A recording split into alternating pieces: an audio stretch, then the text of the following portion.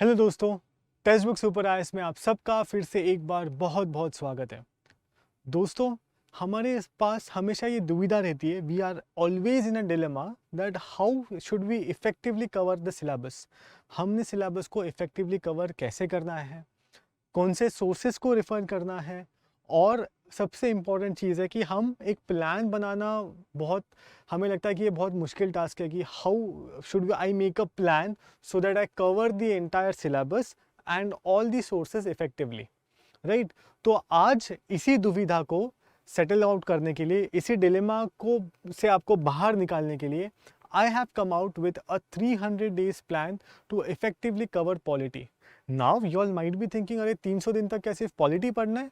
तो ऐसा नहीं है दोस्तों। Of course you have to study other subjects as well, but मुझे आपसे ये बस एक ही चीज़ चाहिए कि आप दिन में जस्ट रिमूव 90 मिनट्स, 1.5 घंटा अगर आप निकाल पाओ इस सब्जेक्ट के लिए, then this subject can do miracles for you, it will do wonders for you in the examination. क्योंकि polity is such a subject which has a lot of weightage both in prelims as well as in the mains, right.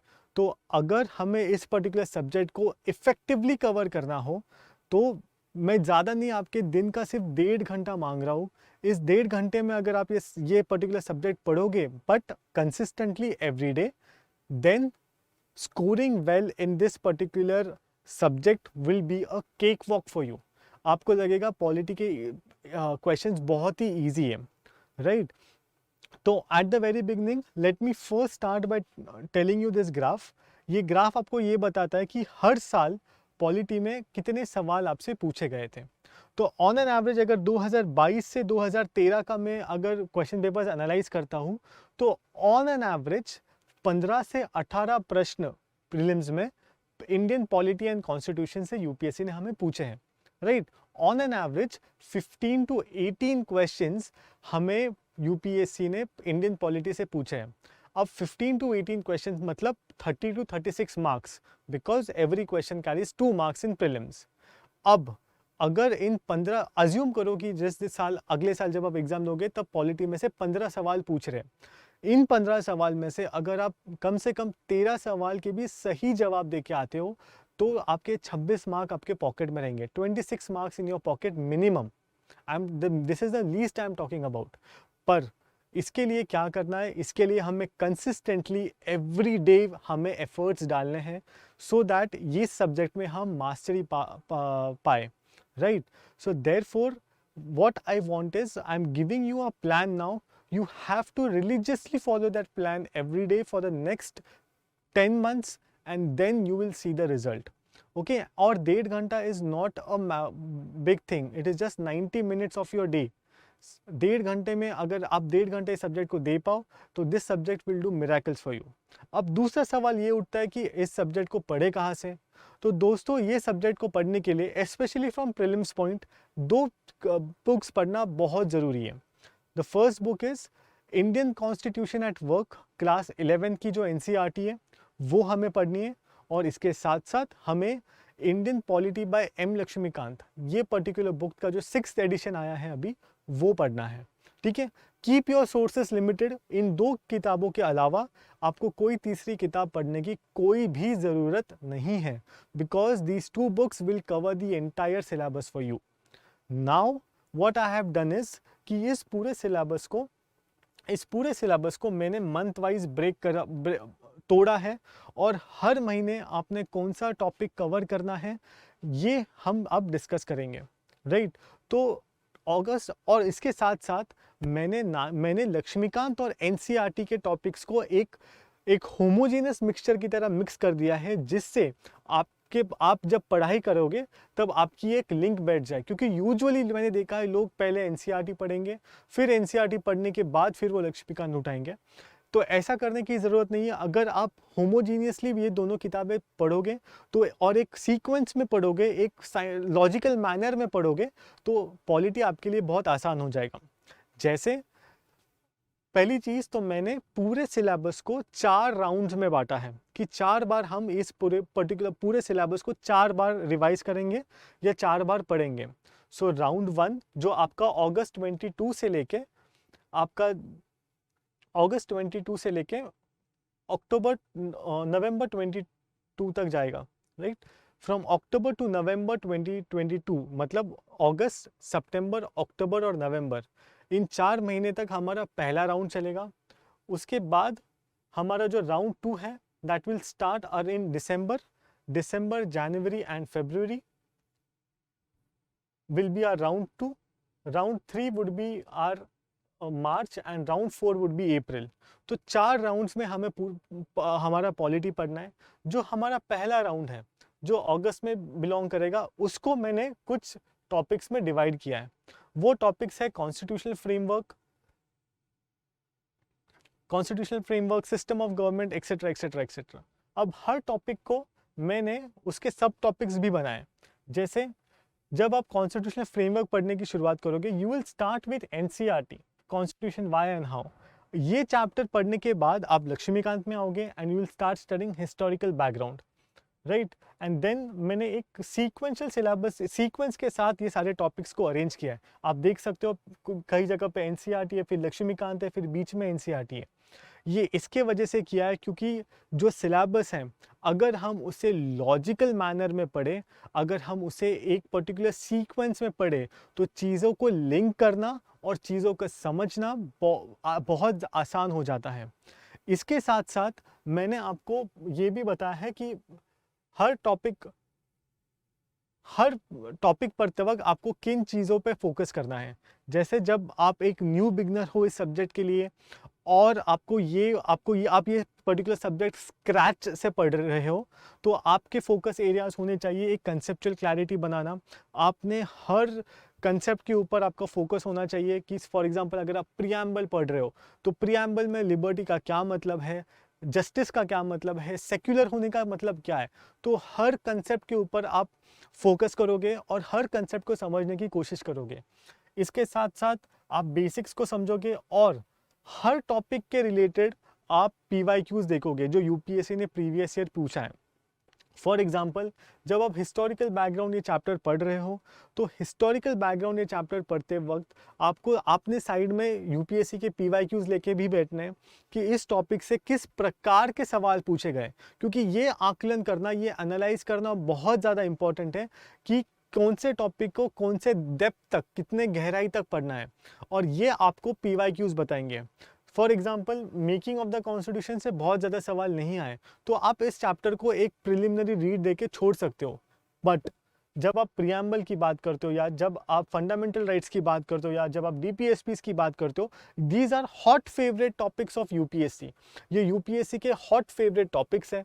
तो जब आपने PYQs आप side में लेके बैठे हो तो आपको पता है कि इन टॉपिक्स में से बहुत ज़्यादा क्वेश्चंस पूछे गए तो मैं इन टॉपिक्स के ऊपर बहुत अच्छे से फोकस करूँगा, राइट। तो PYQs एक गाइड की तरह एक्ट करेंगे आपको कि आपको कौन से टॉपिक को कितने गहराई तक पढ़ना है, राइट। इसके अलावा अगर आप इस सब्जेक्ट को न्यूली स्टार्ट किया है आपने तो मैं आपसे ये दरख्वास्त करूंगा, एक रिक्वेस्ट करूंगा कि आप जो है जब आप ये पूरा पार्ट कंप्लीट करोगे तब आप थोड़ी सी बेसिक आंसर राइटिंग की शुरुआत करना, ठीक है। Start taking simpler questions and start writing answers, क्योंकि देखो दोस्तों कोई भी परफेक्ट आंसर नहीं होता है और आंसर राइटिंग शुरू करने का कोई भी परफेक्ट टाइम नहीं होता है, राइट। आपको आज से और अभी से ही अगर आपको लगे कि मैंने शुरुआत करनी चाहिए तो वही सही समय होता है आपके लिए आंसर राइटिंग शुरू करने का।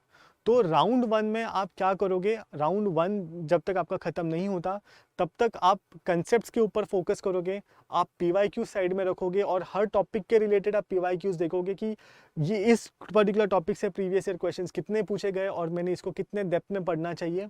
इसके साथ साथ आप एक आपका बेसिक फाउंडेशन बनाओगे और आप आंसर राइटिंग की शुरुआत करोगे। तो पहले 4 महीने मतलब अगस्त, सितंबर, अक्टूबर और नवंबर मिड तक मैंने पूरा राउंड 1 रखा है। और ये राउंड 1 को मैंने इतना टाइम इसके लिए दिया है क्योंकि आपको हर चीज़ को थोड़े डिटेल में पढ़ना है। You have to study everything in a bit detail, right. इसके लिए मैंने राउंड 1 को नवंबर तक रखा है, ठीक है।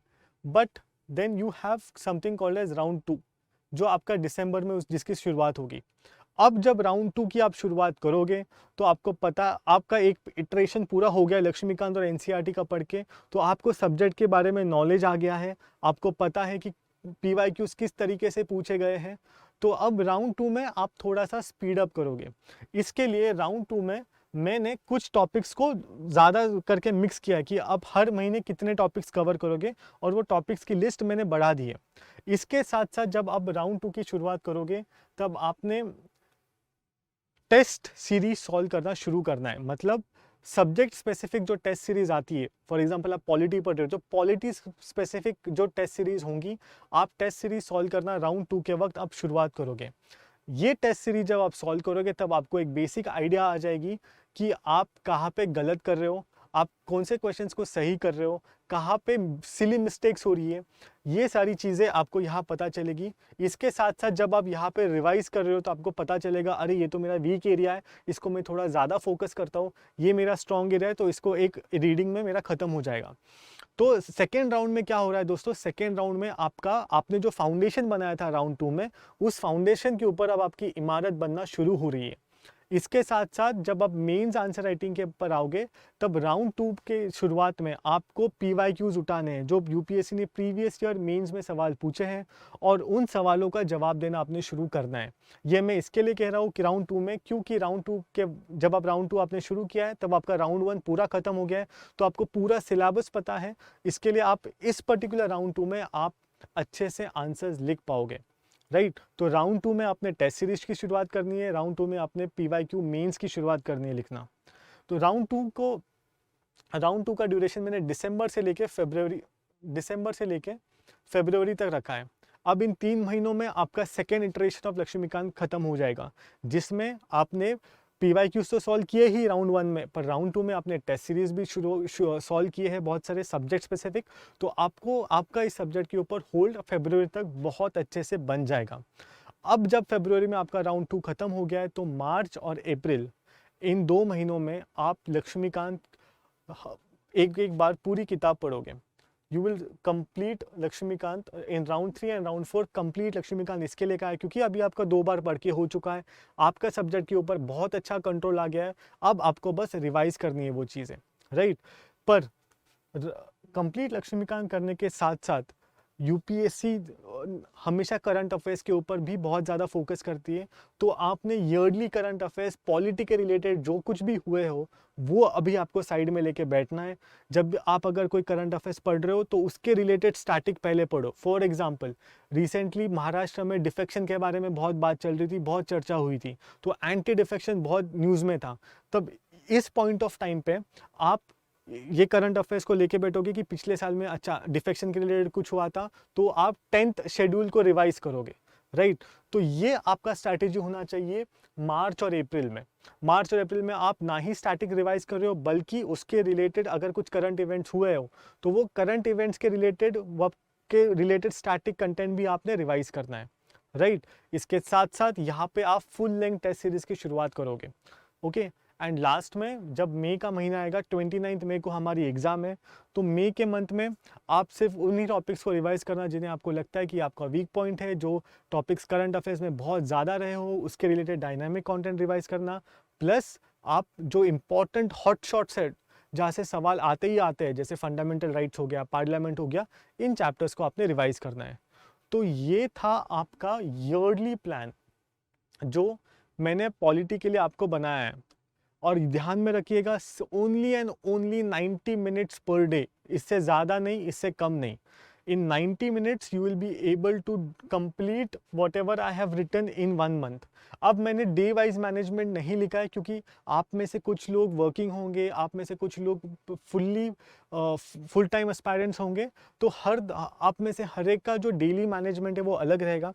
तो ये टॉपिक्स आपको 1 मंथ में कंप्लीट करने हैं, तो you have to plan out your month and you have to plan out your day कि आपने हर दिन कितने टॉपिक्स कंप्लीट करने हैं, ठीक है। अगर आप ये प्लान फॉलो करते हो तो this is my guarantee that you will do exceptionally well in polity, both in prelims and in mains.